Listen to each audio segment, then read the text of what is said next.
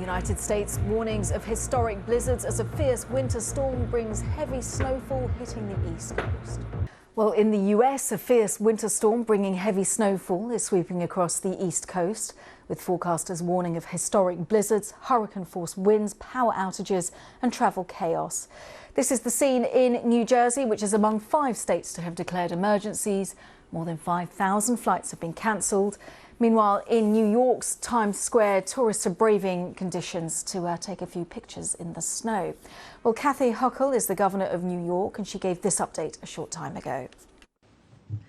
Just because the snow stops doesn't mean life gets back to normal. That's when the true cleanup is going to continue, and that's when we need just a little more time to take care of the roads safely. And again, we all know, everyone knows to do that, so let's see if we can follow that.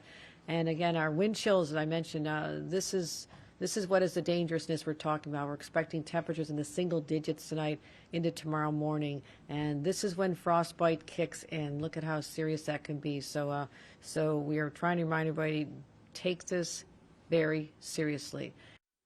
Governor Hochul, well, Ashley Baylor is a meteorologist for WTNH in Connecticut, and a little earlier she told me what the blizzard is currently doing.